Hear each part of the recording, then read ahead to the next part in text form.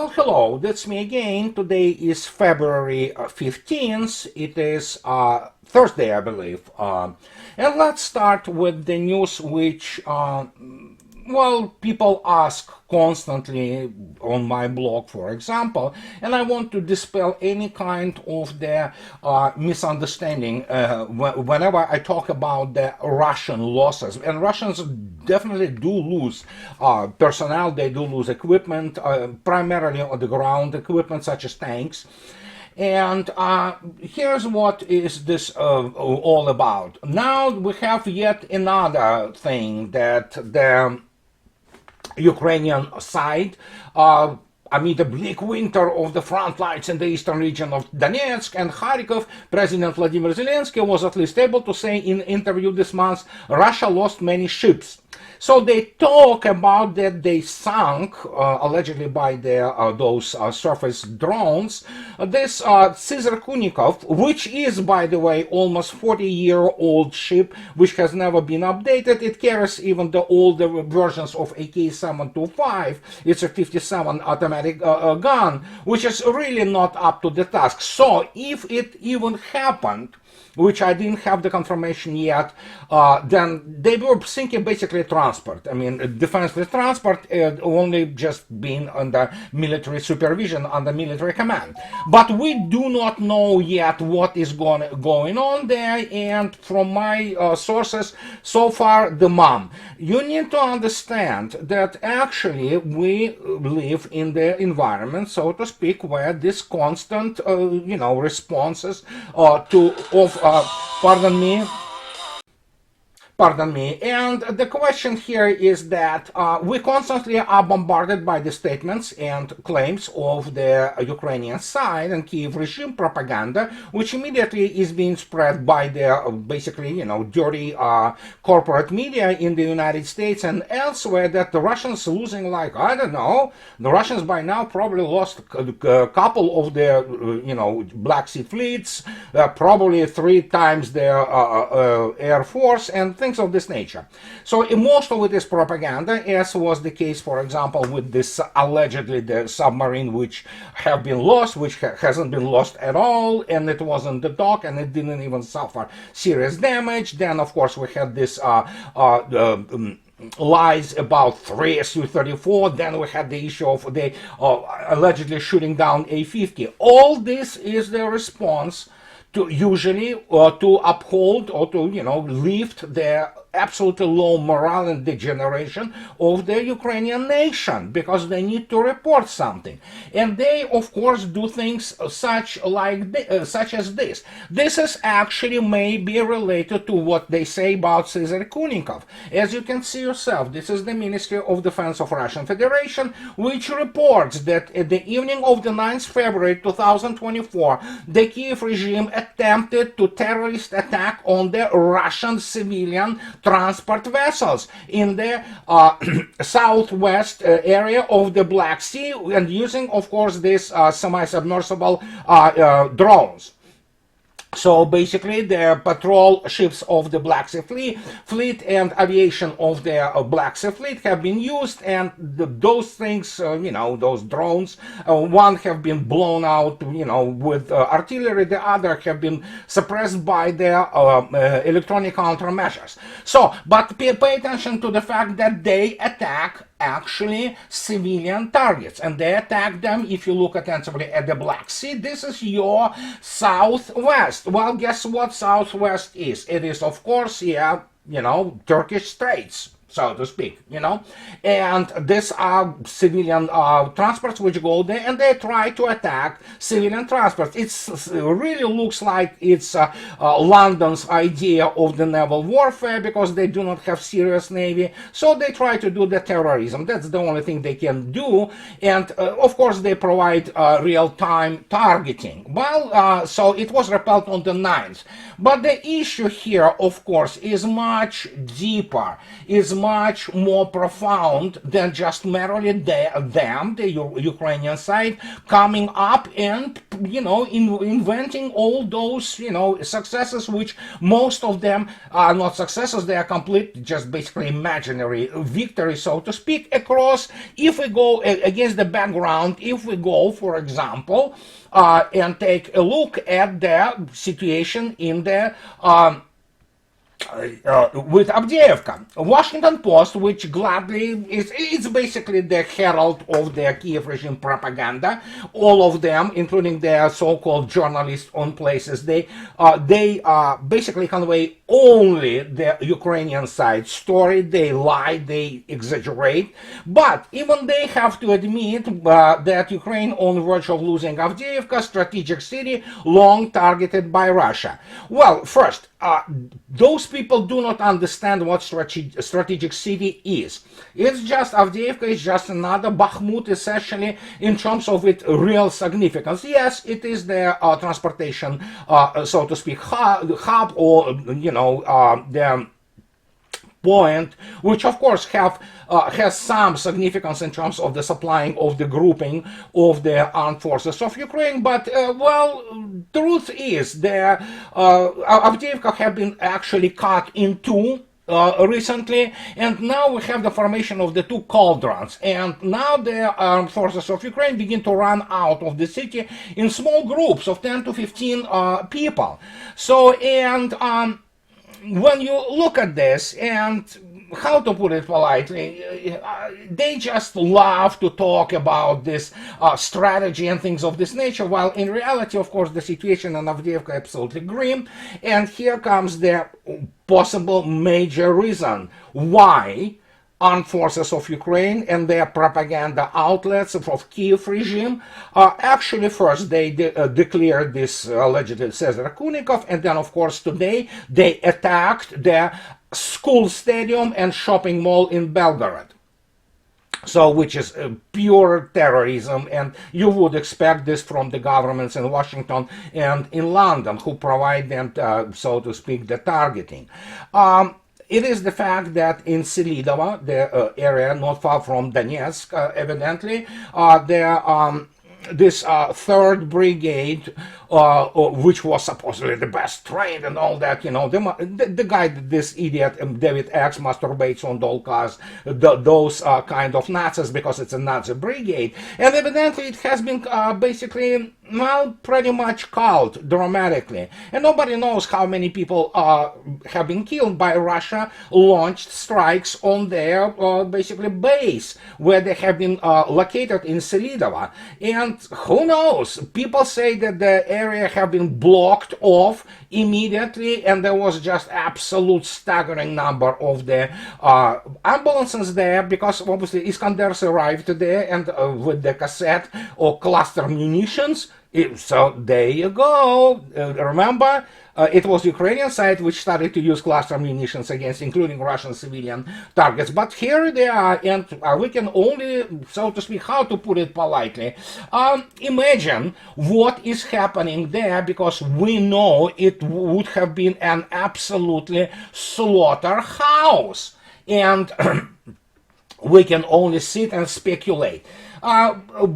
Basically, we also have this data. It was 1 week ago, Ukraine-Russia war, over 5,000 killed or wounded in 2 years. So this is called whatever the name of this, the global data, whatever the hell the name of this outlet. But he is, or whoever the guy is, Richard Thomas, writes that gone are the notional battleground level offensives of late 2023, which saw Ukraine attempt to break through Russian lines in the east of the country after months of build-up to little effect.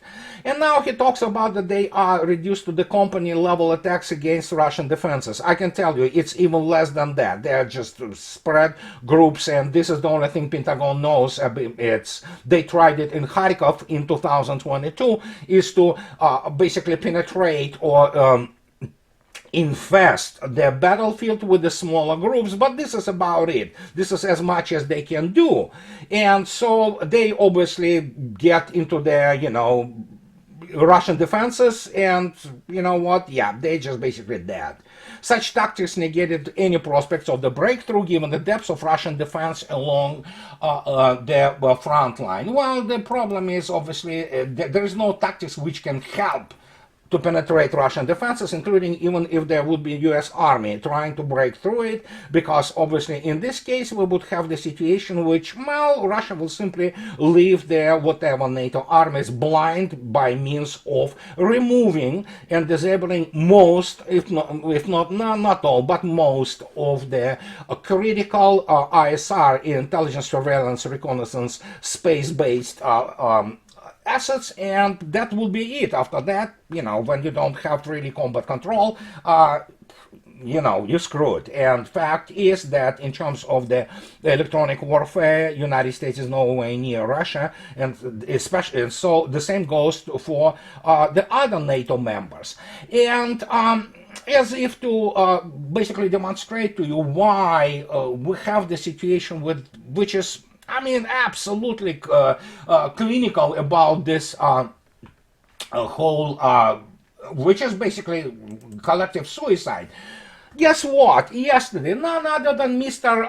Arestovich, the guy who is one of the major propagandists and the ideologues of the Ukrainian, so to speak, exceptionalism, he says basically that, in a recent post on X, Alexei Arestovich, the former consigliere of Ukrainian President Vladimir Zelensky, and now his sworn enemy and would-be rival too, has addressed his dear countrymen to tell them that Ukraine appears collectively insane. Well, we know that. A ruthless spin master and at times at least intelligence asset, Arestovich also claimed to be a psychologist. In that capacity, he had even more and worse to announce. Not only in Ukraine is a case of nationwide pure progressive lunacy, but also individual madness.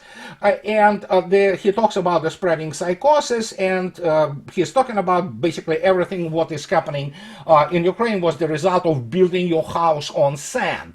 Why does he do this? Why this guy, well, allegedly the enemy now of Mr. Zelensky, says this?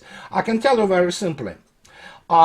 Many of them think that once it's all done and Ukraine cut to its natural state, probably around Kiev, couple areas, oblast around Kiev, that he has some degree of future, so to speak, in the future settlement on Ukraine. Obviously, he is not.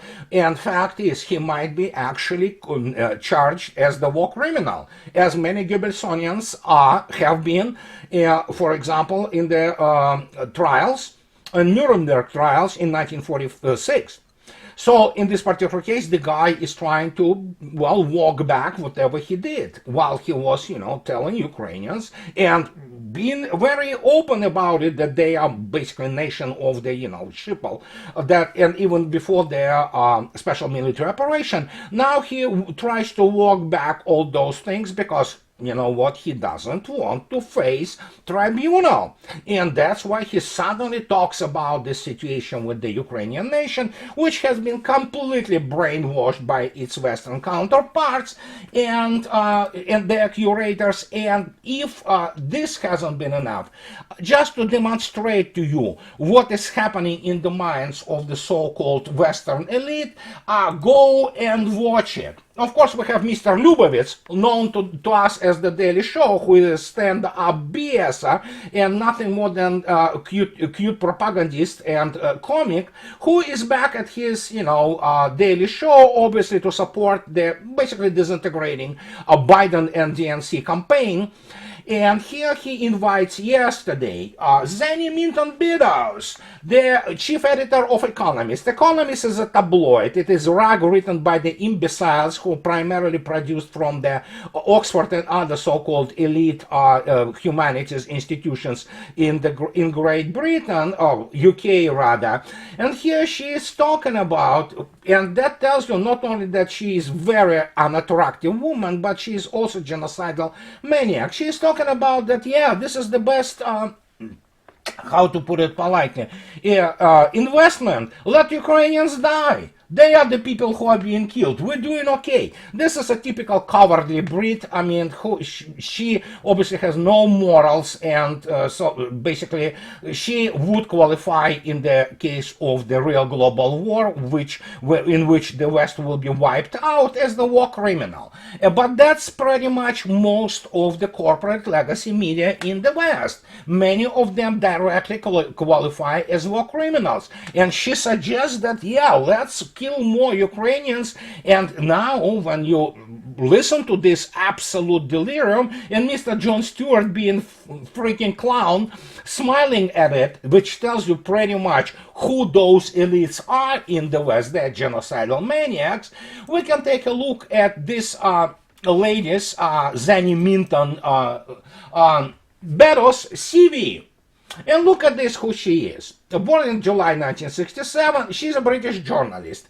Of course, again, journalism doesn't exist as profession. It's not a legitimate profession. It is basically anybody who has any command of language and ability to write anything, and so you can become a journalist. The problem is how you become a real serious reporter. And she is nothing in this respect. She was born in Shropshire, whatever, attended some school, and then she got obviously Bachelor's of Arts degree in University of Oxford, where she studied philosophy, politics, and economics. In other words, she has no real serious education, but as pretty much most of the Western elites. And then she did the undergraduate student at St. Hilda College, Oxford. She earned a master's degree at Harvard University at Kennedy Scholar. So she was studying so-called governance or government, whatever the hell stupid thing is in there. And after graduation, she was recruited as an advisor to Minister of Finance in Poland in '92, and as part of a small group headed by Professor Jeffrey Sachs of Harvard. Well, that is very important because obviously Jeffrey Sachs, unlike this, psycho bitch, he actually had the epiphany. The problem is, of course, I don't know how he tries to atone for what they have been doing to the Eastern Europe, including Russia. This group, which became known in Russia as the Harvard Boys. And obviously a result of their reforms, of course, procured by the totally treasonous so-called pro-Western liberal class in Russia, resulted in millions of premature deaths, or some of them just downright being killed, kidnapped. And Russia, from what I know, you can check up my numbers, but I believe there are still like 300,000 people who haven't been found. They have been kidnapped or killed, buried somewhere by the criminal gangs, which were actually the spearhead of those liberal reforms. And when you listen to this British lady, you understand that they are genocidal maniacs. And again, look at Bojo, look at Liz Truss, look at Mr. Sunak. These are not normal people from the purely psychiatric points of view. They are sociopaths. And again, others are not welcome in the Western elite. You need to be a sociopath. You need to be a maniac. So I don't know what else you have to be. You have to be pedophile to actually qualify to be promoted in those circles. And she basically tells us everything we need to know about it. They want to kill as many of Ukrainians as possible because they kill Russians. Obviously, the kill ratio is about 1 to 10, but they don't understand. You cannot explain to some moron from Oxford with degree in some garbage like economy or whatever what real warfare is, how it is fought, and let alone how it is planned. And how it is executed. It is beyond their grasp. They do not understand it. Mr. Sullivan or Mr. Blinken, or let alone Joe Biden, they don't understand that. They have no concept of it because they don't have the toolkit. But hey, guess what? These are broadly uneducated people, the ones who are being promoted. And if we go further now, because of the situation with, pretty much armed forces of Ukraine being, they are slaughtered. Okay, they are just simply slaughtered in Avdiivka, and nobody cares anymore if they lose Avdiivka and how it will, affect the morale of Ukrainians. Russians don't care about it. And Mr. Peskov, speaking about it yesterday, he's pretty much straightforward, and he said the special military operation began against Ukraine. Over time, it took the form of a war against the collective West, a war when the countries of the collective West, led by the United States of America, are directly involved in this conflict. And this is absolutely correct, and they are involved in this conflict, being cowards and understanding that they will have their, in case of real war, their floor wiped out with them. They do everything hiding behind the backs of, those Ukrainian, unlucky sods who are being slaughtered in industrial quantities as we speak right now in Avdiivka, and nobody will know actually the number of KIAs and wounded in Selidova. Nobody knows. We know that it was a slaughter. It was some kind of horrendous situation, as Ukrainian sources actually report. So we know that there was launched, all those, Iskanders, and that's it. So that's why they, immediately react with, I don't know, Cesar Kunikov, or then they attack Belgorod and kill little children. So this is what they do. They are terrorists, as are the, basically terrorist people who, in London or Washington, who plan that and provide, the targeting for them. This is a sheer pure terrorism. It's against civilian targets, and they feel fine because they are, again, as I already stated, sociopaths. They don't have morality. They don't have anything, really.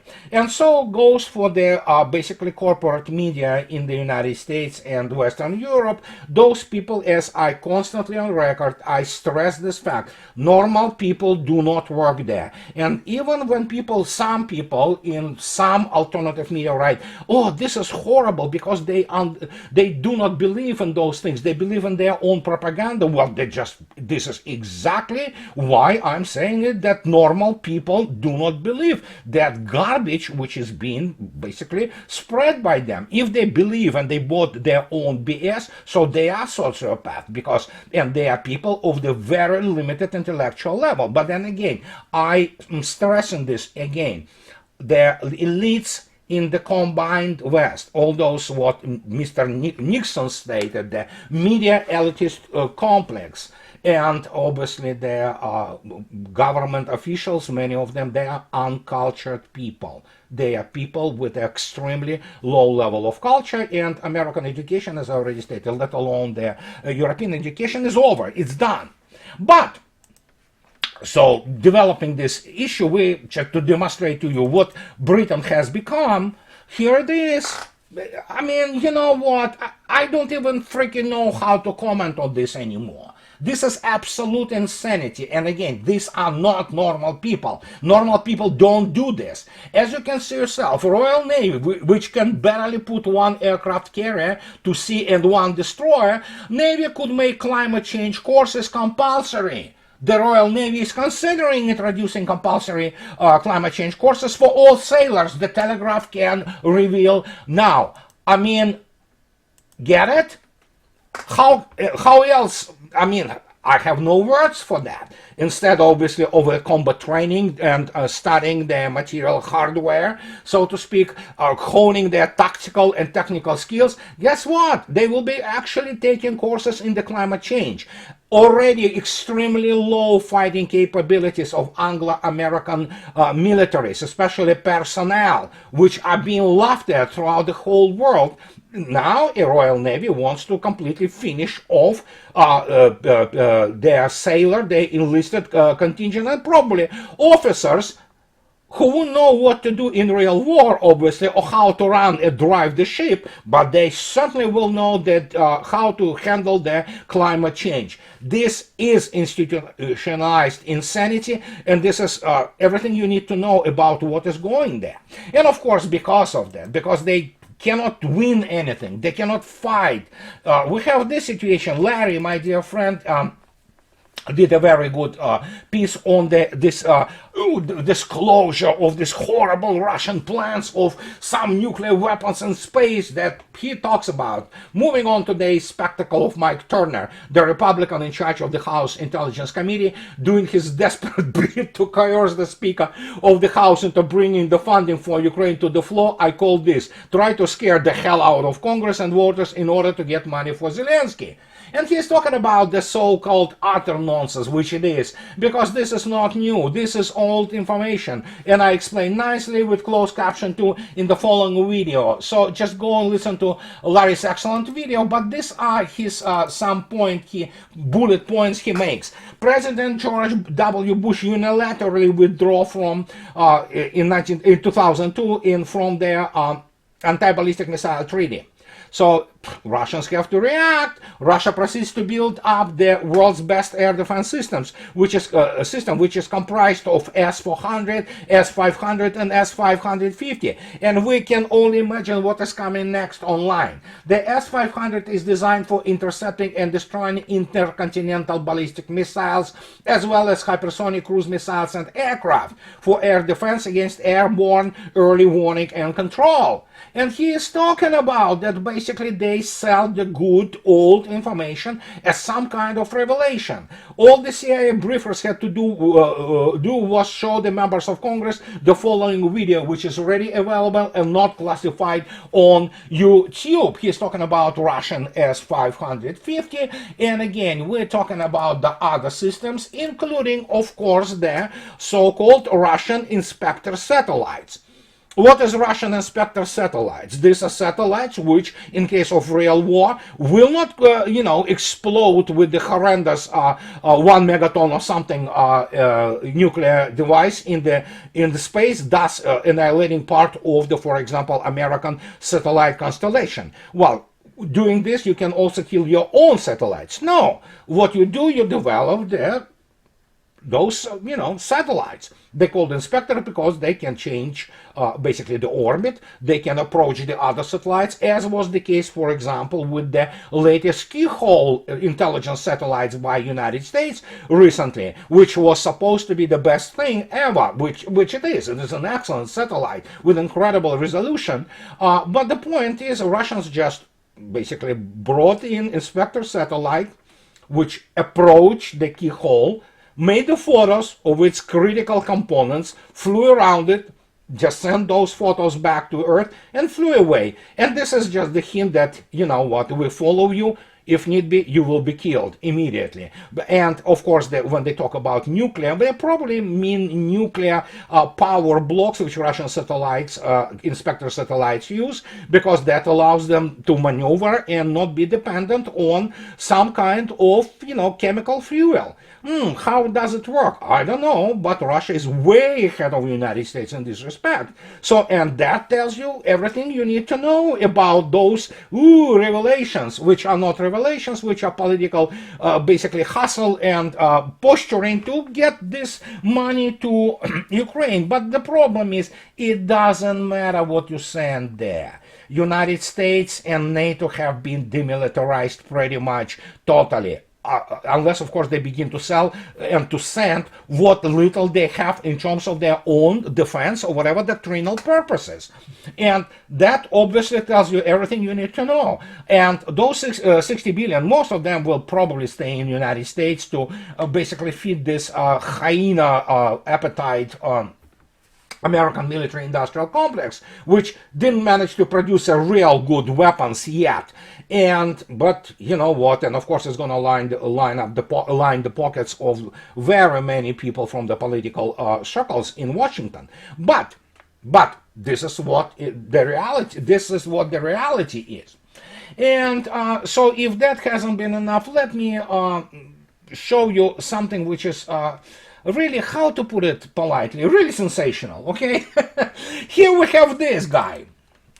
Lindsey Graham, a long-time foreign policy hawk. No, he's not Hawk, he's genocidal war criminal, but hey, look at this. Washington Post writes that he bows to Trump on Ukraine, and the chief sends another warning sign to US allies about the isolationist posture spreading within the Republican Party.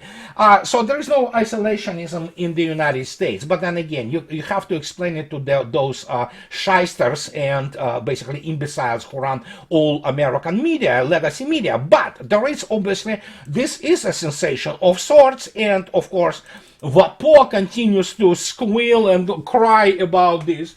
But this week, Graham voted repeatedly against sending 60 billion in aid to that nation, as well as against other military funds for Israel and U.S. allies in the Pacific. The longtime hawk dramatically announced on the Senate floor that he also would no longer be attending the Munich Security Conference. So Graham's about face on Ukraine aid sends a stark warning signal to U.S. allies that even one of the most aggressive advocates of U.S. interventionism abroad appears to be influenced by more isolationist posture pervading the Republican Party.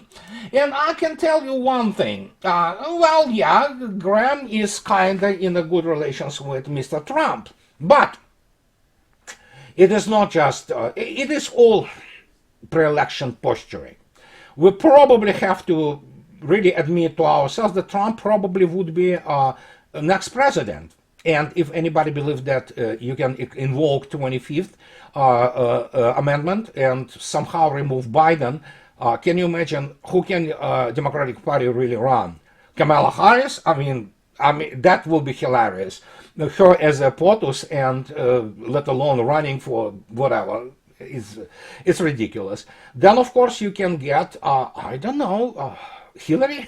No, this is not realistic. Michelle Obama, these are hacks. I mean, they will not be able to offer anything new to the United States of America and American public, which is really sick and tired from all of that.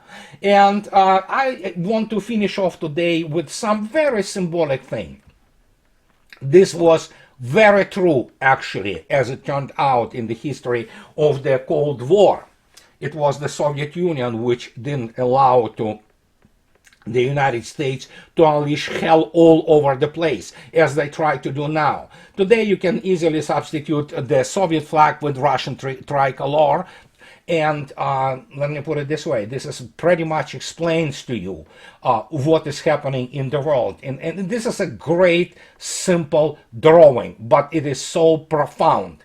And this is what doesn't allow those maniacs to flip the switch and unleash the global war.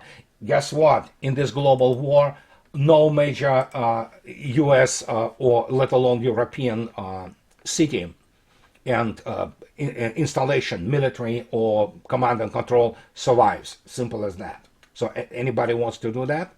Well, some do. We don't. And we have their voice. We have the ability to raise our voice and stop it.